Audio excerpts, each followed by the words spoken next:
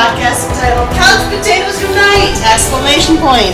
This is a podcast based on a blog of the same name because we want our name to be legend. Wait for it, dairy! My name is Kylie and I love TV. If you feel the same, keep listening and or checking out the blog at couchpotatoesunite.wordpress.com as you're bound to find some common ground or something you like. For at Couch Potatoes Unite, we're all about the wonders and the unique long-form storytelling of the small screen. CPU, exclamation point, hopes you've been following releases of brand new episodes of the podcast on Wednesdays, as well as new blog entries on some Tuesdays, and as always, we have several more new episodes on the way. Because the panelists and I live lives behind our podcast, the episodes are published once per week. Subscribe to the blog or the podcast via iTunes, Stitcher Radio, and Google Play to stay on top of brand new episodes. Episodes already published discuss a variety of shows, including, but not limited to, Doctor Who, Downton Abbey, How to Get Away with Murder, Broadchurch, Marvel's Daredevil and Jessica Jones, Once Upon a Time, New Girl, The Vampire Diaries, Agents of S.H.I.E.L.D., Gotham, Supernatural, Game of Thrones, Unbreakable Kimmy Schmidt, and The X-Files, from its inception through its revival. We've taken a look back at True Blood, Ally McBeal, Futurama, Desperate Housewives, and 6 Feet Under, and more episodes are in the works, including new panels covering The 100, Grimm, and Stranger Things, a new series looking back at Full House and looking forward at Fuller House, a new entry in our Marvel's Defenders series, which will be covering Luke Cage, and new episodes looking back at older shows, including That 70s Show, Gallivant, and Glee. What's more, CPU from time to time goes live. We have appeared at Comedy Outlet Mondays at Dog Story Theater and at Grand Rapids Comic-Con in Grand Rapids, Michigan, while streaming live on Facebook.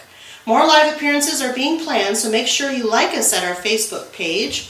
Our Twitter, follow us at CPU Podcast. Our Instagram at Couch Potatoes Unite, and or our Pinterest at CPU Podcast. Or subscribe to the blog, our YouTube channel, our iTunes channel, our Stitcher Radio channel, or find us on Google Play.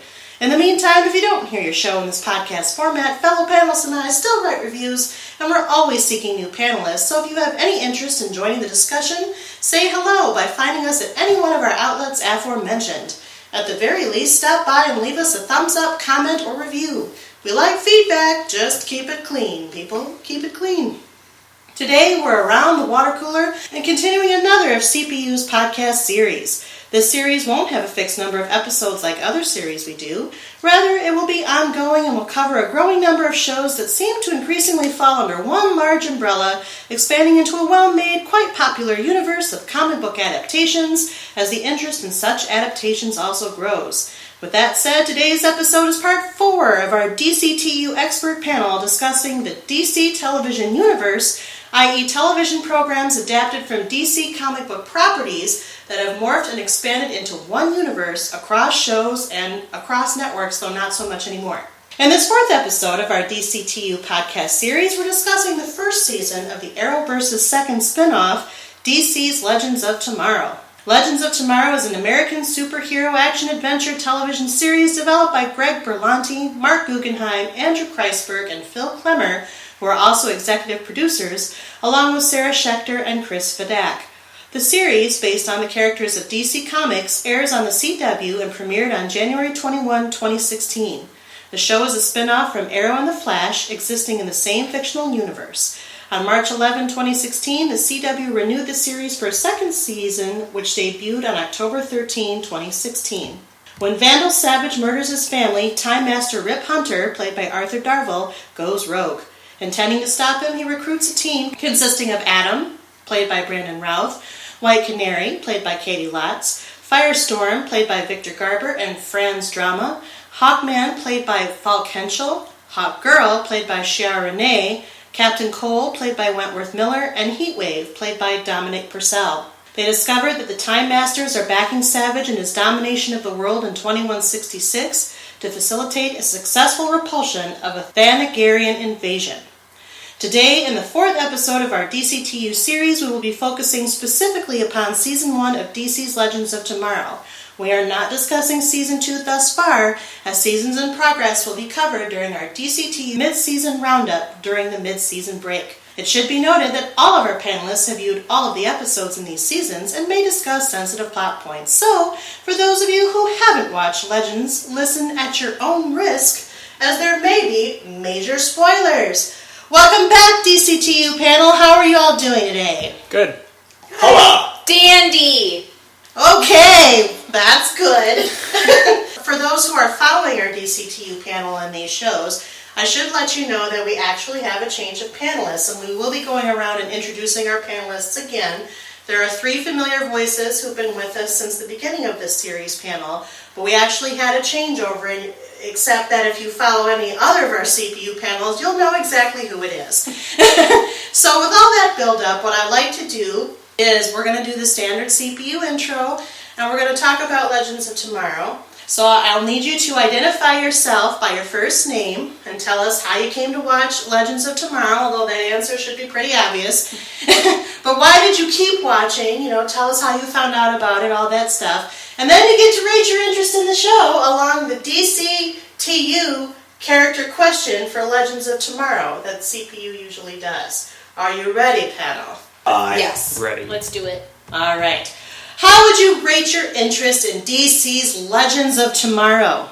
Do you watch it because you're scientifically curious about what they're trying to do with this show within the annals of DC live-action adaptations and the show's relationship to the Arrowverse, and or because you burn like the fire within to watch it, like Dr. Martin Stein, aka Firestorm? Do you watch it because your other half watches it, like Jefferson Jackson, aka Firestorm's other half? Do you watch it because you think it's legend, wait for it, dairy, and or because you want to be a legend just like these future legends because right now you're feeling a little small? Or maybe you think the show's a little small compared to its higher rated big brothers, Arrow and the Flash, like Ray Palmer, aka The Atom. Do you watch it with a little skepticism, only because you've recently had a new literal lease on life and don't want to squander it on something that might be a waste of time?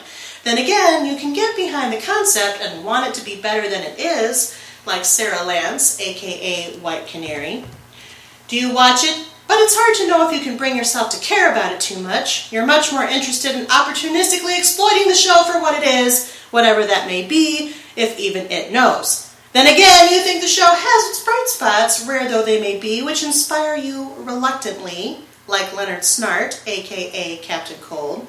Do you watch it, but you think it's a bit of a comic book knockoff of Doctor Who? This is not a deterrent for you. In fact, it kind of makes you want to watch it more. But the show feels like a third-rate copy of other better shows to you. Or it's the only show that interests you in its time slot, and you need this show to help save your family, like Rip Hunter. Do you watch it because your best friend watches it? You don't actually like it all that much, or don't want to be a joiner, despite the fact that you are doing what your best friend is doing, like Mick Rory, aka Heatwave. Or you don't watch it or don't like it because, as it turns out, you think it's unpopular and or poorly performed or written, even though it has some notable DC characters, and you are disappointed with the concept's execution, like Kendra Saunders, aka Hawk Girl. Ouch. That's right, I did that on purpose. Oh, no, you did. So who would like to start? Not the new person. Sure, I'll go for it. Oh, go for it, Spence. Spence. Sorry. Oh, dear. You're gonna. I am Spencer. Now that I with know an what R makes on you the end. mad, I'm gonna not stop it. Oh, I I'm going to join her. know. Of course. I'm Spencer. I came to watch this because I wanted to see more of Leonard Snart. And ironically, I'm Leonard Snart in the scenarios read out. It's still a fun show. I'll continue watching it, but Oh. Yeah. Right out of the gate. All right, fair enough. You're opportunistically exploiting it? yes. Very nice. Well, welcome back. To hell with you magnificent bastards. Okay. Wow. He's extra blunt today. I know, he's feisty. He's going to get feisty. Welcome back, Spencer. I'm Kyle. I'd say in that scenario, I'm Martin Stein. I was really curious as to how they were going to fit this premise in these secondary characters and like how they would react to the universe now that they're on the pedestal of their own show. Kind of turned more towards Kendra Saunders as she's the bane of... That's like extreme to extreme, Kyle. Well, here's the thing. I got so annoyed in every single episode where she'd mention a week ago that she was a barista. I mean, that on top of... For me, it was just when she spoke. Yeah, on top of Yes. she's the weakest actress in the Arrowverse. And then giving her her own show and having her be like the central to the plot, it really detracted from the overall experience. How did you come to find Legends of Tomorrow, Kyle? ... question mark. If anybody listens to the other podcasts, I'm a huge comic book fan, so of course I love Arrow, I love Flash. I really, even at their weak points, they're still very enjoyable, so I launched right into Legends of Tomorrow thinking, okay, even if it's corny or gimmicky, I'll love it. And there are things I love about it, but it definitely needs to strengthen up a lot. Fair enough. Welcome back, Kyle. Well, I'm going to jump right onto that because it's pretty similar to what the boys said, although I might not say it as harshly. Well, I don't know. Yeah, that's People true. will run for their money. Yeah, so I'm Hilary. And what are you, Hilary? What do you mean, what am I? How are you related? Oh, to yes. several- This conversation, if you're a frequent listener. So, I am the moderator's sister, and Kyle is my husband, and we always have this family thing going. There's dynamics. There's dynamics. And I started watching Legends for the same thing. I was already pretty big into Arrow, the whole Arrowverse, and very much so the Flash. So I was like, I'm very excited for this show. I'm going to see what they're going to do with it. And so I started watching it, and I was anticipating it quite a bit. So I'd say in the beginning, I was more so like Martin Stein, Firestorm. I was definitely in that mindset. I was like, what are they going to do with this show? But I wholeheartedly, by the end of the first season, became a mixture of... Halfway through. Yeah. Kendra Saunders and Leonard Snart. And Leonard Snart is probably the main reason that I still continue to watch it, and I'm looking forward to Wentworth Miller coming back. But yes, I'm really struggling at this point. Wow. Really struggling. Are you really struggling? No, oh my gosh. 10 the minutes. struggle is so real. 10 minutes into every episode, I catch her playing with the cats or like wandering off doing something else. It's a chore for her to sit and watch them half the time. Well, when we get to the ratings, I feel what this may go to. But welcome back, Hilary. Before I talk about myself, we're going to introduce our new panelist to DCU, but not nearly new enough to the CPU. So, new panelist, hi. Hi. Who are you? I'm the new Jen. My name is hi, Jen. Bye, Jen. My name is Kristen. Hi, Kristen. And I am a recent DC transplant. She's also on our Marvel's Defenders and Marvel's Agents of S.H.I.E.L.D. I am. I love Marvel so much. So when Kylie and the DCTU panelists were looking for somebody to jump on board, I agreed, having never watched any DCTU television prior to accepting this opportunity. So I have binged pretty much everything in 2 months. So I'm pretty much caught up, I think, at this point. As far as Legends of Tomorrow goes. Yeah. How did you come to find Legends of Tomorrow? How did I come to find Legends of Tomorrow? I came to find it because this was the first panel that we were going to do with me on it. But I did watch Arrow and Flash up until the Legends of Tomorrow premiere, so I'm watching it in order. So I watched all three. Woohoo! Yay! I think, is that everything I need to talk about before? Other than the character question. Okay, character question. Well, it's me, and if you listen to the other ones, I never pick just one most of the time. So this one, I'm going to say I'm a little bit Sarah Lance White Canary because I have a new DC lease on life, but I also don't want to squander it on something that might be a waste of time, like this show might be. Uh-oh. I'm not looking good for you, Legends of Tomorrow. I'm also a little bit like Rip Hunter because I think it is a comic book knockoff of Doctor Who with Rory playing the Doctor. Yeah. And I'm also a little bit of heat wave because I'm watching it because my friends watch it, and that's why I'm here. Well, yes. Doesn't it make more sense when you watch shows in order? It does. Okay. I know. Just I checking. learned my lesson. If you haven't listened to the Marvel panels, I got a lot of crap because I watched Jessica Jones prior to Daredevil, and I hated Daredevil season 1. Because I watched it out of order. And so I learned my lesson and I watched everything in order, including alternating between episodes of Arrow and The Flash and Legends of Tomorrow. I watched everything in the order that it was released to the general populace. I have a list on my phone and I check off episodes as I go. And things are better now. Yes. Except for this show. Well, right. Yeah. Which we'll get to. And just to remind that, by the way, welcome to the DCTU panel. Hi, Kristen. I'm happy to be part of the Arrowverse. Thank you. And we're happy that you've become the blended along with the rest of us who are also on both panels. And if you recall, my name is Kylie, as I said in the intro, and I found Legends of Tomorrow because I watch Arrow and the Flash. Yes. So that's basically it. But I also knew it was coming out because as part of CPU, but also as a personal TV lover, I look to see what's coming on in the fall. I knew Legends of Tomorrow was coming on. If it's DC related, I will probably watch it. That's just a given. Even though I didn't know anything about the show, I saw DC and that convinced me. As far as my character, I believe I would say I'm White Canary in this particular case. I watch it with skepticism, and I'm worried that it might be a waste of my time, but I like the concept, and I really want it to be better than it is. But I'm also kind of Captain Cold in this situation, because it's hard to know if I can bring myself to care about it. I don't want to say I hate it, I don't hate it. But I certainly cannot say I love it, which is why I fall squarely in the middle of the character spectrum that has been created. So now, since we've established where we are in terms of our standard character question, now we're going to do our standard rating scale. So for those of you who follow CPU, you know that when we cover a show for the first time, we have to give it a star rating. And the star rating goes like this. Would you rate this show, and you can rate it at any point you want to rate it, right after the pilot, over the course of the season, overall, however you want to do it. Would you rate this show 5 stars, because you have to watch everything, holy smokes, this is the greatest show you've ever seen in the whole wide world, you're just dying to watch every episode 5 stars?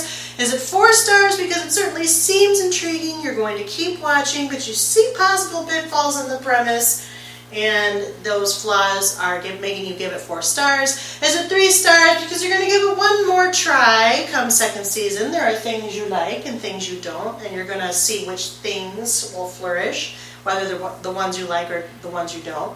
Is it 2 stars? You only watch part of the season, you're mainly bored, there's some intrigue or fascination that's holding it together no matter how unlikely, but you can't convince yourself to keep watching? Or is it 1 star? Pass on this one, guys. It's a snoozer. It's not funny. It's boring. It's horrible. It's not your cup of tea. There's too many barista comments. There's too many options to waste time on this one. 1 star. Who would like to start? I'll start. Oh boy, Kyle.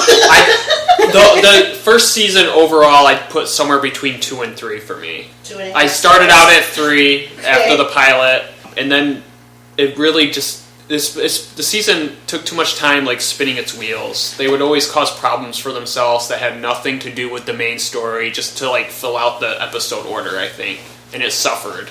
To me, the best episodes are the ones that don't deal with Vandal Savage, like the Magnificent 8, where they're in the West. Mm-hmm. Like to me, that's the whole potential of the show. Them on their own little time adventure, fixing a wrong, and then moving on. And each character had great moments, but they didn't. I feel like most of the episodes should be like that, and they didn't do it. There's just a lot of wasted time. And you knew, even watching the episode, you know that this isn't going to matter. It has so much potential, which if anybody started the second season, it seems like they're going more towards better and taking away weaknesses. 2.5 stars? Yes. Okay, so I'm going to jump right on that. We didn't even discuss this before we did this podcast, and we don't typically do that. But I am also a solid 2.5 stars. Okay. And because it's kind of a mixture of both of those descriptions. Like, I am giving it a second try with season 2, but to see if certain things will flourish now that they've changed some things towards the end of season 1. But my God, I am so bored most of the time. Like, horribly bored. So I don't want to say that I'm completely convincing myself not to watch it yet, but it's kind of started down that path. I hope it will redirect. But it's for a lot of the things that Kyle had already said. I feel like some of the writing is not very strong, and they focus on things that ultimately aren't very engaging, at least for me personally. And I don't think all of the characters are great on this show. They were better on the shows that they were created on or for. Are you referencing Bird People? Oh my gosh, I hate Hot Girl art so much. But But, like, it's still, at the same time, I love Captain Cold, and I actually really do like White Canary for the most part.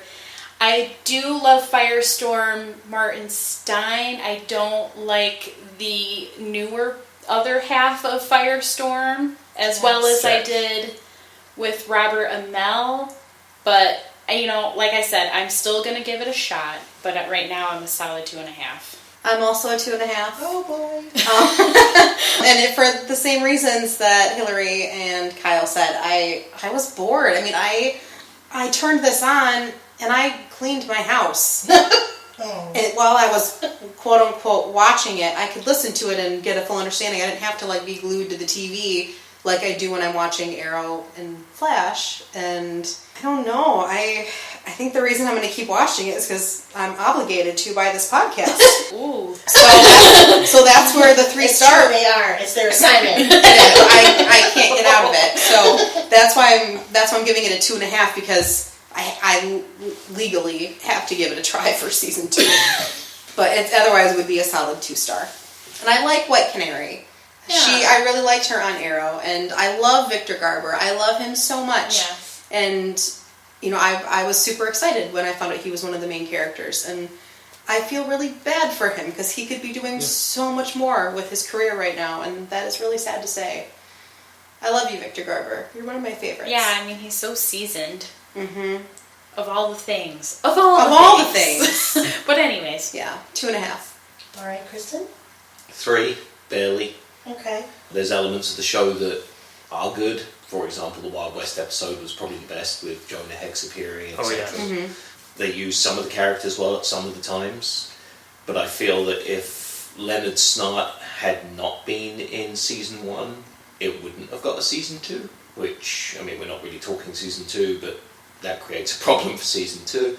Really, without him and Heatwave, without Captain Cold and Heatwave, I would have probably given up.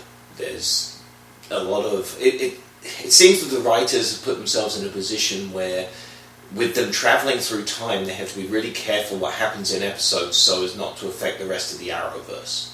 Yeah. Mm-hmm. And so they're tiptoeing around lightly and not giving stories any weight.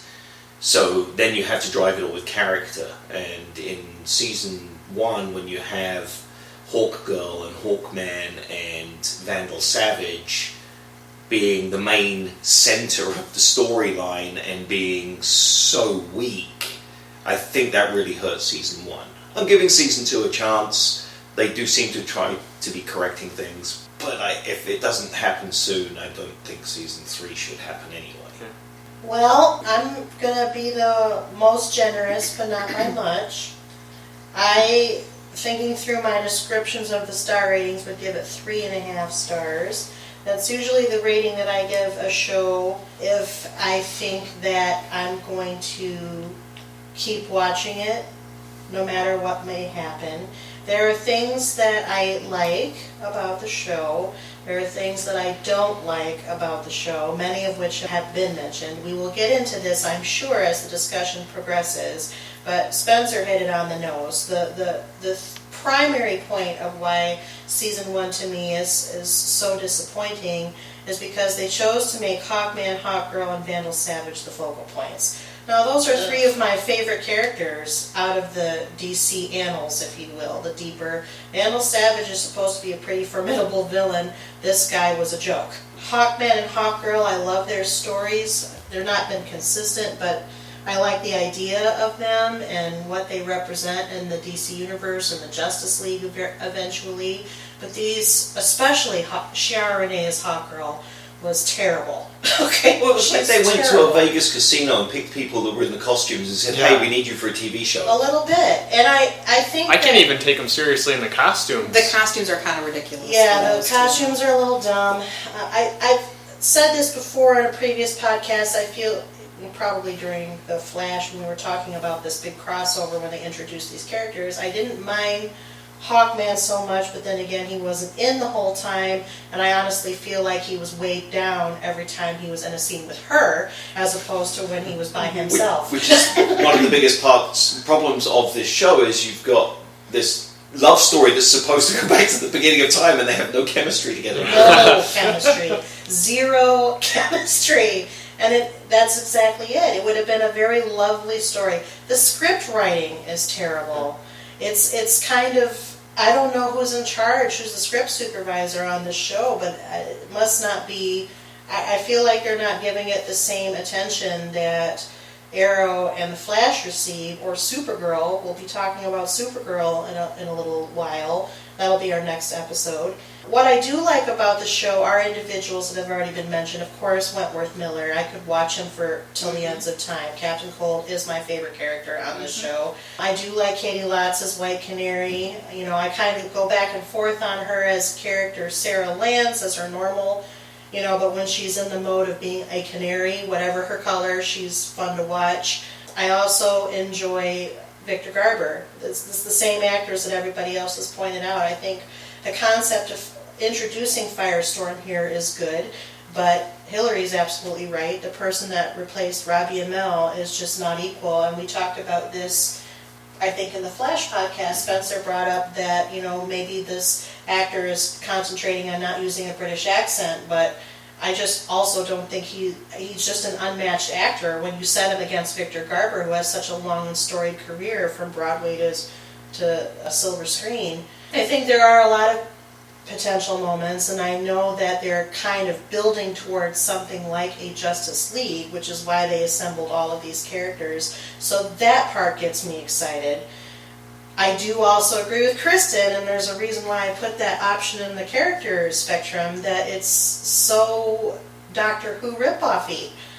That I just kept thinking that the whole time. And it is because Rory is playing the Doctor, but also because that's what they're doing. They're jumping in a ship that's like the TARDIS, and they're going to different things in time, and there's some that are fixed points, but then time, if it's wibbly and wobbly, will eventually change to fit the scenario. It's like they're not using the trademark terms, but it's all the same concept. Yeah, can I interject too? It's just funny because like Arthur Darvill, he's always complained too. He's like, stop thinking of me as Rory, but then he does apparently wanted people this. to think of him as the Doctor. I'm like, Arthur Darvill, like, hello. Like, Well, and like, I actually really like him as Rip Hunter. I do too. I like him as Rip Hunter, yeah. And like the whole thing with the Time Masters, like, those really didn't exist in the DC comics. No, they I mean, if they did, where the hell are they every time Barry feels the whim to run through time or reverse Flash? Like, it kind of negates Reverse Flash. They're really sitting on their asses. Exactly. I agree 100% with that. And Time Masters, Time Lords, I mean, come on. Yeah. you can at least try to make it somewhat different. Well, and even his costume is very much reminiscent of David Tennant's 10th Doctor with the long coat and everything. The trench coat. The trench coat. It's like you could do something totally different because he's not, from what I understand, he doesn't look like his comic book, the drawn counterpart. So why did they go with that look? And that's where the good spots are. Like, there are good spots. Arthur Darvill is the good spot. You know, I see the potential. Like Kyle is saying, I see the potential with that character, but they gave him a lousy rip-off premise. So it's like, I kind of go back and forth. I watch the episodes, and there are parts that really kind of, you know, stir that excitement that the other shows are more consistent about kindling within. But then there are moments when I'm just like, I wonder why they did that. And I also think that 16 episodes for a first season was too long. They should have cut that down to 13 or to 10 even. I mean, how many times did they like capture Vandal Savage and he Yeah, got away like they just were to like draw it out? completely drawing it out so much. And you felt it. Like, it wasn't even like you noticed it. Because with other shows, you'll subtly notice, like, okay, they're drawing this out a little bit. Mm-hmm. You really felt, oh my goodness. Yeah. Even the episodes could have been a half an hour and they still could have gotten every single point across. Exactly. And there were some times, and we're kind of now hedging into so for the listener, we're just going to keep talking because we're basically doing it. Talking about the major plot points, as it were. You know, the other piece that I was really confused about is why they spent multiple episodes in some time periods, but like only do one with Jonah Hex. Mm-hmm. You're right, that was the strongest episode. Strongest episode of the season. Yeah. So, yet, it was just very inconsistently written, inconsistently directed. And speaking of inconsistent, like, one of the things that really lost me was the very forced love interest between Ray and Hawkgirl. Oh, yes. Yeah, that Like, was awkward. It was so like, okay, Hawkman literally just died. Now, I didn't mind Brandon Routh as the Atom. No, I was the Atom. I honestly believe that an Atom standalone show would be better than Yes. Than him being on the show. He's with very the Hawkgirl likable, thing. but Yeah. it's like they always have to give him a romantic subplot, like with Felicity and them. Yeah. It's They like don't, he can though. stand. They don't He's need to. entertaining. He can stand on his own. Actually, his character is a fun character. There's a lot of depth in there that you can work with. Yeah, and I just like, I mean, it'd be so easy to have him be like either Barry or Ollie, but he is not. He is a completely different personality, and he's really fun to watch. He is fun to watch, and the reason why he has depth is because they actually spent some time exploring his character on Arrow before they jumped him over here. Not to mention the fact that not only was it a odd coupling between him and Hawkgirl, they tried to make it a love triangle by having Jax be all puppy-eye dogged at her while this was going on. It was like, okay, she is not that alluring. Come on, people. Yeah. I was like, we understand there are only 2 women on this ship, but come on. And one of them is gay, so that doesn't make it. There's one straight woman. She's more like bisexual. I think she's bisexual Yeah. because she was All always flirting with her by the end of the season, I think, Yeah. and she was kind of okay with it. I mean, I think that's her. She's just got this allure. Like everybody ends up kind of like definitely being lusty at her. And in some cases probably more so. Well, yeah, she was with Arrow for a while before her Right. Lazarus Pit resurrection. Right. oh, you're talking about White Canary. Yeah. Right, Yeah. Mary. So yes, so let's talk about some other things. We're hitting on a lot of them, and there's a lot of vitriol I'm feeling towards the show a little bit. We're landing in that. I mean, the average is going to probably be 2.75 in the stars. So They on paper, it was a good concept. But I don't think they thought through enough before they started writing episodes. Like I was thrilled when I saw the trailer for it because they released a trailer. But remember, the trailer also tricked you into thinking that Ollie and Barry were going with them. That Because is they added so them to the rooftop true, scene, and I they were forgot never about there. that. I mean, I was excited. Well, Ollie was there, but it was the future, and he was a grumpy Green Arrow. But the commercial, the very That's commercial not for the what's pilot, they showed That's not every what's single talking promo. They showed And the even secret. some of the images of the fight scenes from the show, they would add a Barry streaking through the scene, like with the giant robot, to trick people into thinking that the Flash was going to be in like every episode.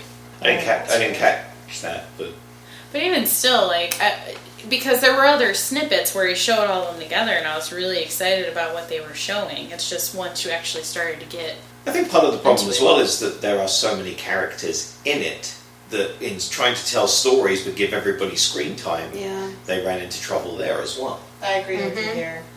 And it's even more problematic when some of the characters are so much stronger than the others. Because then when they do focus on the weak characters, you're sitting there probably... You're like, bored I don't want to out. watch this. Right. Yeah. It's like, I don't need to see another reincarnation of Hot Girl. I'm good, thanks. Yeah. 50s Hawk Girl was the worst. Oh. yeah. I don't know if I could... I don't know, I consistently disliked her, so... I don't Kylie's know. like, I already started repressing this. I don't even remember, like... It's funny, it started out with Cisco really liking her in the Flash. Cisco, what the hell? You're so much cooler than her. Well, this kind of falls for a lot of girls, it seems. I don't know. Yeah, but He does have a, baggage girl type. Yeah. Yeah. I don't know. How many bags you The carry? only- Oh my god. I think the only time I liked Hot Girl was when her son died.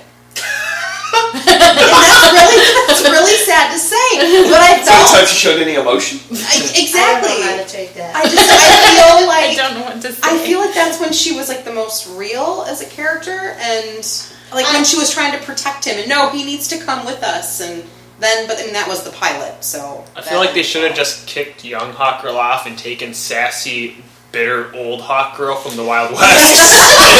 She was much better. It's like she had some acting lessons or something.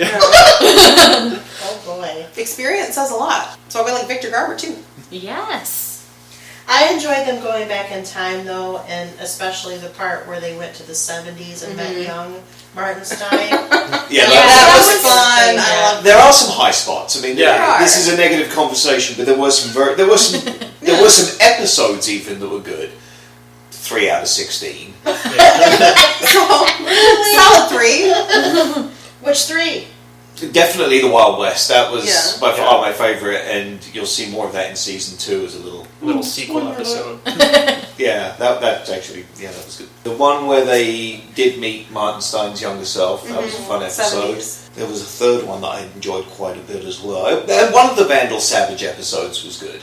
That part bums me out so much because he's such a formidable villain in the comic books. He's really powerful, he lives a long, long time, and he battles a lot of the heroes, and he turned out to be so anticlimactic and dumb. I mean, there wasn't a single episode where I didn't think Firestorm at full power could easily beat him, or Ray in his Atom suit should easily have beaten him. But they always had these excuses on why the team's broken up and can't get to him, and it just felt really flimsy. And he was such a...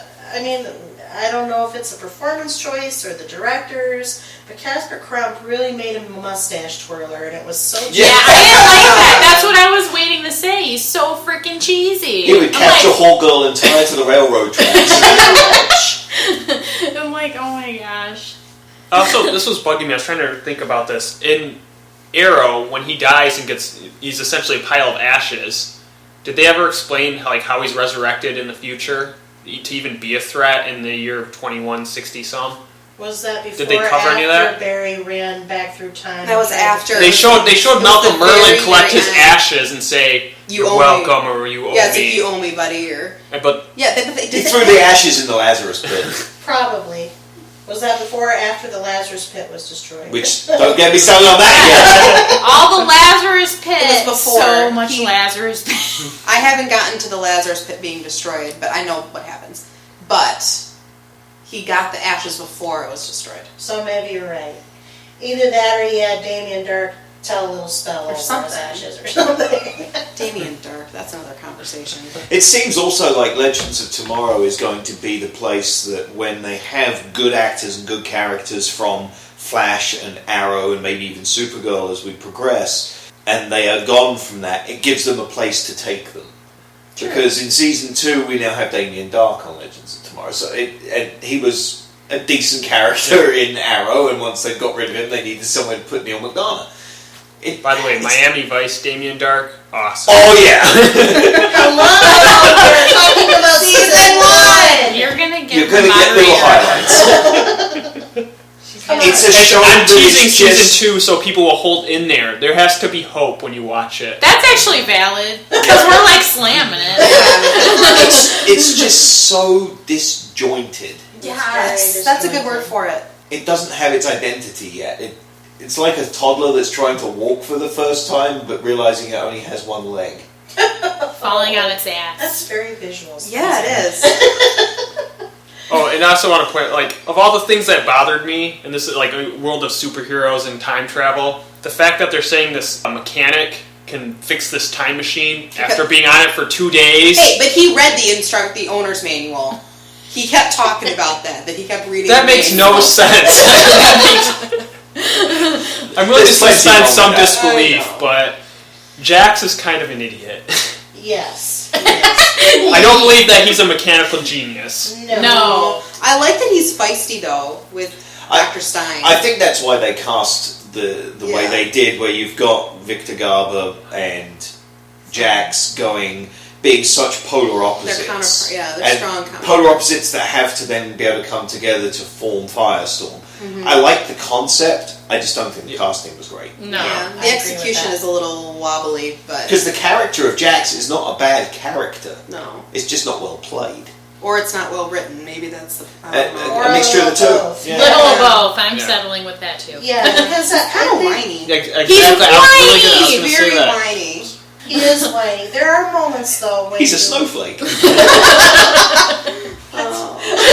He's a special snowflake. There are moments when the chemistry between the two of them is occasionally fun to watch. It wasn't as much as... But that all comes from Victor Garber. That does. It comes from it. Because I was going to say, because it's not Robbie and Mel, when he was the other half, it's not like they got along right. They had to learn to work with each other and accept each other before they became more cohesive.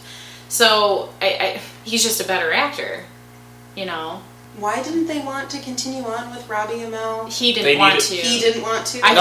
He did. They needed him they needed him to die so that Caitlin could be with Jay Garrick. It was just for a love. That's stupid.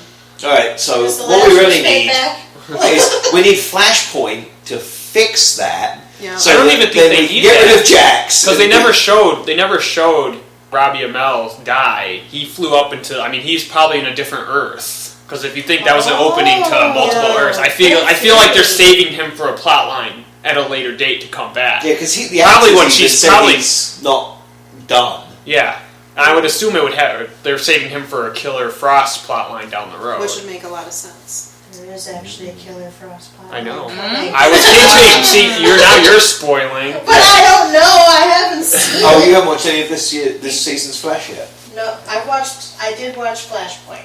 But I haven't watched anything after that. So, don't spoil it. Don't spoil it for the listener who is trying to catch up on season 1 of Legends of Tomorrow. So, okay. What about some other things? Although we've covered quite a lot of this already because it just comes out flowingly when you don't like something as Can I much. just make a general observation while we're trying to figure out our next talk point? Why does Wentworth Miller as Captain Cold, who does a fabulous job, but he always says his lines the same way with the same inflection no matter what he says? That does bother me too. It bothers me. I character, enjoy it because Leonard Snart it's comic is book smarmy. villain, isn't it? Yeah, Yeah. he's smarmy. But I mean, really, that's kind of how he's written. That's in the how comics. he's written. He's written like he's, and no matter what the moment, Yep. that's just kind of how he is. Oh, He's I don't monotone, know, calm, like But he could be like reciting a nursery rhyme, and it would sound the exact same way that he recites all the rest of his lines. I enjoy it. I love it. I would like it does get a little old. It gets a little old. I'd like at least some variety. No. Not Well, a ton, I think just a you little get bit. he's more that way when he's talking. I was gonna say like to the episode. Barry. I was gonna say that. I mean, you saw some episode where I think he mixed up, like when he faces his younger dad and he wants to kill him. I don't think he was to show that he wasn't calm and collected. I feel like he changed his tone for that episode. That That's also good. in the more intimate conversations with Mick, with Heatwave, Yeah. because they go back so far. I think that he does Gets rid of that persona. Yeah, for I those think moments, that's more but- of an inflection he's using to be bombastic or to Yeah. put a facade on. But Yeah. it does get a little old. I understand, but Well, I like it. variety. I was gonna say I like it too. Variety is the spice of life. He people. can do no wrong for me. What about the prison break? He was trying to. He was trying I to. remember butt what in. one of my other favourite episodes was. What? Out of the 3 that were good. I actually liked it when it was revealed that Firestorm was Kronos. Firestorm? You mean- Not Firestorm, Heatwave. Heatwave was Kronos. Heatwave. I actually enjoyed that plot point. Spoiler. That was an interesting play that on was the a good time. plot point. On using their time travel. That the villain they've been fighting since the first episode was one of their friends, and they're on that. I liked that twist. But how does that work where he goes back on his own timeline then? Because remember they said they can't go to a time that they've already been because wasn't that Because he wasn't there as himself, he was there as his future self. So to set up the listener, the Time Masters, which are really the Time Lords, have this being which they call Kronos, who's sent to basically clean up people who are ruining the timeline. He's the Time Lord Bounty Hunter. He's the Time Lord Bounty Hunter. And he wears like this suit, he's masked, and it's very Darth Vader-esque. It's like a big old plasma cannon. A little Yeah. bit, yeah. And then as Kyle has said, and Spencer has said, we find out that in fact it is McRory, aka Heatwave, who was captured along the line by the Time Masters somehow and turned into this being, which was a good twist. And also that McRory was changed. He was reprogrammed. Mm-hmm. Plus, remember that the Time Masters were violating their own rules for their own benefit at that point.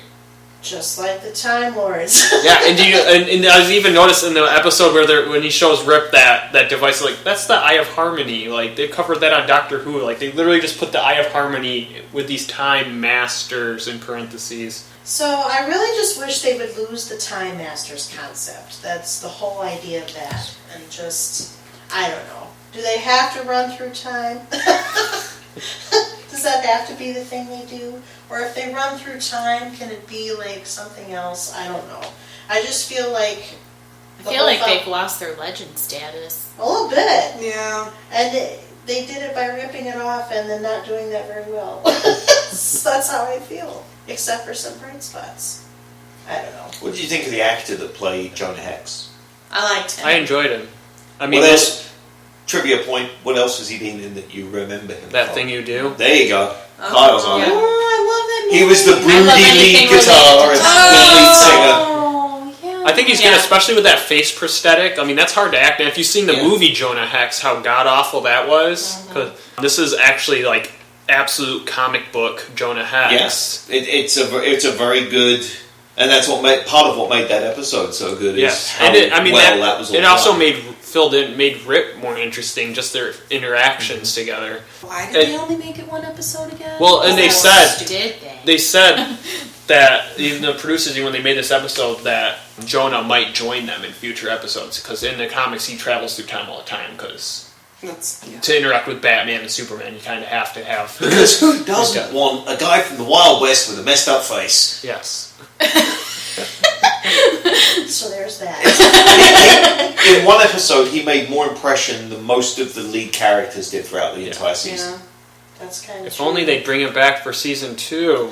Oh! I don't know. As he's winking. Big ol' wink. So how do we feel about the end of the season, which kind of there was a lot of stuff thrown in that last 3 episodes. The Hawk people are gone, so yay. Yeah, they did some great things as far as cleanup. They got rid of Vandal Savage, they got rid of the Hawk people, and they got rid of the Time Masters. Problems solved. Negative, though, they got rid of Captain Cold. Yeah, that was a big negative. Well, supposedly. He sacrificed himself. Well, supposedly he was vaporized. Yeah. It does make it a little difficult. I think what happened was they were listening to the reactions of people as this all was playing out. So that's why they did the cleanup, as Spencer called it. And then with Captain Cold, now they're already probably backpedaling that because, supposedly he was like most this. popular character. Yeah, and Well, people freaked out. I actually had a whole lengthy conversation at work with somebody who also watches all of these things, and we literally walked up to each other like, did you see that shit? Like, why would you do that? Well, even if you wanted to get him off Legends of Tomorrow, he's still a primary Flash villain. Why would you kill him? Well, but like it's just like the girl who plays Laurel Lance. Both of those two are series regulars. They're Arrowverse series regulars, so they are going to move between all the different shows. So he's And we may see it. We may see one or both of them in the upcoming 4-show crossover. Yeah. So True, excited but for it that. still Me kind of too. brings me back to, I mean, we talked about, when Sarah Lance was the Black Canary, I know they do this in comic books, but as the shows are smaller, they're not as many episodes, they won't last for forever. I don't like the consistent, maybe killing somebody off, and magically they've come back, especially when it's like such a way that they brought him off, like Captain Cold, that's just my personal opinion. But then again, and of course Kyle and Spencer are a little bit more caught up maybe than the rest of us, we don't know how Flashpoint has affected all of the shows. Not as much as you would hope. No, not as much. I was going to say, That's my feeling too. so far I haven't been as consistent It changed with the staying gender in of the a room, baby. but yeah, like seriously, like maybe because Kyle's point, I haven't been consistent with staying in the room, kind of like what Kristen was saying. I'm watching it from afar, but I get the gist, and there's not a whole lot of gist going on. Yeah. Yeah, I was hoping for big things from Flashpoint very quickly, and as Kyle just said, the only thing that really has changed majorly is the sex of a baby. Yeah, That is so apparently, true. Apparently, Diggle's semen really what Barry's doing really matters. Can we say semen? Actually, it's better than some other words. It's a medical term. I was actually being facetious. Yeah. So instead of You yeah. facetious. Never. No! Oh, Spence. Oh, I'm high-fiving you! Listeners, I'm high-fiving. I'm pouting. Good. So we go from baby Sarah Diggle to baby John Diggle Jr. Yes, Yes. which you got a Taste a of it. foreshadow The of, Green and- Arrow in 30 years in the future. which bothered me too because Connor Hawke is Ollie's son. Yeah. I don't like that change. No, I thought that. Yeah, but that's too. going to change again because the timeline keeps changing. Right, because that future wasn't set in stone. So just because he took that alternate name doesn't mean that it's not going to be really used later on. They haven't explained yet, which this will be for partly a later podcast, but it all interweaves, how Supergirl is suddenly in this timeline. Yeah. They still haven't explained that. I have a feeling. I just have a feeling. But no, it affects all of these. It does, but we are on season 1 of Legends of That's true. Tomorrow, and Supergirl's nowhere near this one. Because she was still on CBS. She was still over on CBS, and it was just not a natural fit for the show. But we'll talk about We'll that get to when that we get to the a little bit Supergirl later. podcast. Exactly. Is there anything else you want to say about season 1 of Legends of Tomorrow that we haven't already covered? I think you have to give it a chance beyond this season. I think that when you're writing a show about time travel that can have an effect on other properties in your universe, you do have to tread carefully. I don't think they roadmapped this out, No. which led to those problems. I think they had high hopes for some of the new actors that aren't known, like Hawkgirl and Hawkman, that did not pan out. Hopefully the corrections that we'll see coming into season 2 and beyond will address that and make this the fun show it should have been. So, what I want to say is, spoiler alert, for those who've not seen all of Legends, that at the end of the season, and no spoilers on season 2, fellas, there is a hint at the Justice Society of America, which, as we know, is the earliest name for the Justice League. Yes. Are there any predictions, and you guys can't do it, for season 2? Technically, I can't either. Oh no! Kristen, you got me? Well, as I've said, I do not read the DC comics, so I didn't know that the Justice Society of America was a thing. I've heard of the Justice League. I don't know who's on the Justice League. Oh no! So I can't make any predictions. Holy shit! Okay. I'm not a comic book reader. So, quick brush up. She's like feeling scolded. It's A kind little of bit. I kind of want to go sit in the corner. I just started It's twitching. a little just There's your just a little. Justice League founders, and I might not get them all right. I depend on the rest for jumping So in. what? Batman, Superman, Wonder Woman? That's Martian 3. Manhunter. 4. Who? Martian Manhunter. Oh, Okay. John Johns. oh, Jean Jones. don't. No. Okay. Hey, I watched Supergirl. I know who that is. Flash. Flash Okay. is the founding member. Green Lantern. Okay. Aquaman. Those are the founders. Okay. Then there's a second tier that joins, And which are- includes like Hawkman, Hawkgirl. And then in the cartoon, Woman. you get Justice League Unlimited, which was actually kind of fun. Yeah. And there's a whole Which is bunch of basically people. anybody's a All superhero. the- Come on, join! It's just everybody. Everybody, So it's like- everybody gets a medal. They're all Okay. special snowflakes. Okay. You're a hero. Join the league. Okay. What does this Earth need 50 heroes for? That's where the Marvel people get complaining. That's fine. Okay. So yeah. Okay. But no predictions. I don't know enough about the DC world yet to make that. I was excited when I saw Patrick Adams of Suits show up as the character for the Justice Tomorrow peoples. I forget what they call them. Justice Tomorrow, people. Yeah, that's what I'm going with. I like him as an actor. I think he's fun. I was like, great, this could bring a lot to it. Whether that pans out or not, we'll see. I'm just hopeful that they actually don't make that a dead hint, something that they showed and then don't do anything with. They're kind of already planting these seeds on all 4 of the shows, Supergirl included. So I just hope that they keep developing it, because part of that gives me glee, because they're doing their own thing, opposite the movies that are trying and failing. And part of it just gives me glee because I love the Justice League, but also it just makes this universe so much richer.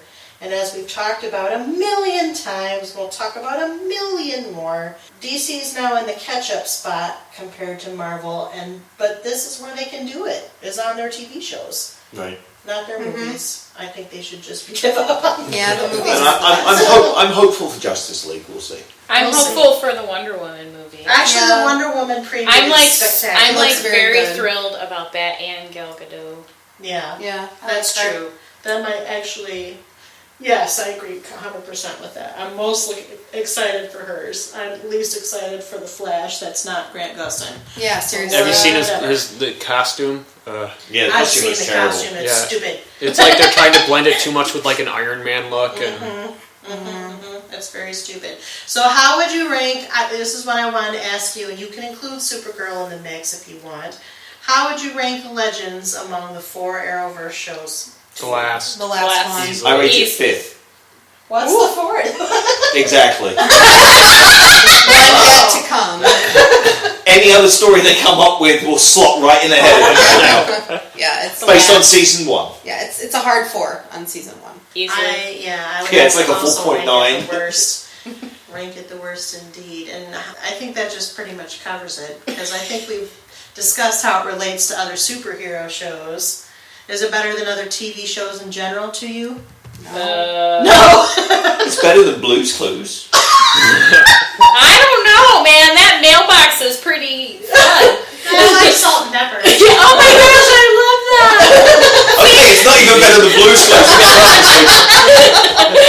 Yeah, that would be, There's that'd like, be a you tough know, call. I all watch the Blues Clues Friends. or Legends of Tomorrow. All of Blue's friends. I'll like watch Harry Legends of Winkle Tomorrow and for Magenta. snot. Okay, how would you rank it with Gotham, a show which I feel like is on the same weakness to Oh, strength? that's a tough one. I would actually put Gotham slightly ahead, but I think- we've seen more of Gotham. Sorry. I have never watched Gotham, and I would still put Gotham ahead of the show. Sophie's choice. I actually agree with Spencer. I still think I would slightly put it just a smudge in, but that's really just because I like Batman stuff, even though it's totally inaccurate. And you know what part of it is? There isn't a weak character in Gotham. It's the scripts that are the problem. If you take out Fish Mooney, sorry. That's true. I'm going to have to jump on this bandwagon. I would have to say Gotham is the better show. If for no other reason than just the actors are villains, better. the actors. Well, there's also some consistency and continuity that this lacks. Yeah. That's Some, true. not all, Some. but I was going to say, They don't follow their own rules half the time Right. like Gotham, but they at least have the character arcs have been consistent. So once the characters yeah, they started- try to finish something. Mm-hmm. I mean, it may not be, you know. And great. Robin Moore Taylor is a fantastic Penguin. he really is. So, and if you listen to our CPU live at Comic-Con, you realize that Robin Moore Taylor actually made our top 5 DC villains, whereas nobody from Legends of Tomorrow did. Although I tried for Captain Cold, but Yeah, I gave him an honorable Nobody mention. from Legends of Tomorrow really made it Was for mentioned. anything. Yeah. I did had mention Firestorm. Martin Stein Martin specifically. Starr. Martin Starr. Yeah. That's half of Firestorm. Yeah, I didn't go to the Legends well at all for that. So. I wasn't watching DC really at that point. I'd only, Well, even then, I was basing Yeah. that Martin Stein more off his interaction with Barry and Cisco. which I loved. He can go back to the Flash anytime he wants. Oh, man, yeah, when he's part of the Flash team, Love like, that's it. his place. And Ray with Arrow, and I liked Atom when he was part of the Arrowverse. Yeah. it's like it made me a little sad when he Yeah. wasn't on that anymore, because I'm like, he has really good, even if he wasn't like with Felicity anymore or any of that, he still had really good chemistry. Well, He was a good contrast to Ollie. Yeah, Yes! and his learning how to be the Atom was fun to It watch. was really fun to watch. It was so much fun to watch, and we lost that. It fell flat. Yeah. So It's here's- almost like you've lost all the best parts of the characters in this that are good to the fact that there's so much of the minutia that they've had to force into it. Minutia. So here's my solution. Legends of Tomorrow can be like the foundation to start the Justice, whatever they want to finish Justice with, and then put the characters all back on the shows they came from. Because that's really the only good that I can see, or the only potential that I can see in Legends of Tomorrow. Because the basic concept to me does not quite work. Non-cohesive melting Yeah. pot. More of a tossed salad. Maybe, Yeah, toss salad. with no dressing. You know, in hindsight, thinking about it, I feel like they What just tried to shade is that literally on just Walmart? threw Guardians of the Galaxy and Doctor Who in a blender. That's right! It is That kind works. of. That works. It is kind of Guardians with Doctor Who. With no charisma. With no charisma. And no raccoon. Well. Or Baby Dancing Groot. Yes, Kristen only likes Baby Dancing Groot. Not and only, the I adult just- one. Yeah. Watch the trailer for the new one for little I toddler saw- Groot. And he's in his little Michael Jackson jacket. I'm so excited. Okay, this is how Marvel this discussion. So we're getting people interested in the Marvel podcast. Cross promotion, people. Where we don't talk about Guardians of the Galaxy. I believe we've gotten to the point when talking about Legends of Tomorrow that anything else is more interesting. There's nothing left to say. That's why So we're totally digressing in 12 different directions. And on that note, would you recommend Legends of Tomorrow to others? Why or why not? I mean, I would only solely based on the fact that it belongs in the Arrowverse, but otherwise probably not. If you were just going to watch that by itself, you can't watch it by itself. Yeah, I would only recommend it to hardcore Arrow fans as like, oh, you're out of Arrow episodes or you're out of Flash episodes. Well, this can kind of tide you over on some of the characters. It's really not a good void, though. It doesn't hurt. No. I wouldn't recommend it. I wouldn't say stay away from it, but I wouldn't say seek it out. No. I'm with Spencer. I wouldn't tell anyone to seek it out, but if anyone's already watching the Arrowverse, it doesn't really hurt you to watch this one. But if you haven't watched any of the Arrowverse, I wouldn't tell you to There's watch no this point. one. There's no point to watch it. No. I mean, I like Arrow and the Flash, but if it wasn't for this podcast, I wouldn't have even watched it. I could have lived without it. Mm-hmm. Yeah, I mean, you'll enjoy some of the characters that you enjoyed from the shows they came from. And that's... About it? Don't watch it for storyline. No. Don't watch it for discovering new actors. No. No. It's so epic. And that's really funny too, because you think that this show would be more serially told, and they do it in an episodic format. Mm-hmm. It's weird. Yeah. It's weird. That's my final stance. It's the DCTV universe afterthought. Oh. Yeah. Snap. I think they're just rushing in to capitalize on the profitability. Rushing like, in hey, to capitalize. let's make show number 4. Well, it's like I said earlier, they've got these good characters that have come from the other show that they don't have a place on that other show anymore. They wanted to give them a vessel. Yeah. They could have waited another year before launching it, I think. They really should have mapped it out a little more. Well, I think part of it too was because they did launch Supergirl and Legends in the same year, in the same season, so that was probably tough. And I doubt that Berlanti stuck with, one or the other, but then... I'm betting he stuck with Supergirl more than this, because it was on CBS. I feel like he had to manage that one to keep it on the air, because CBS was... It was struggling on CBS. Yeah. Because it's not CBS's target audience, which skews older. It does. So, sorry, CBS viewers.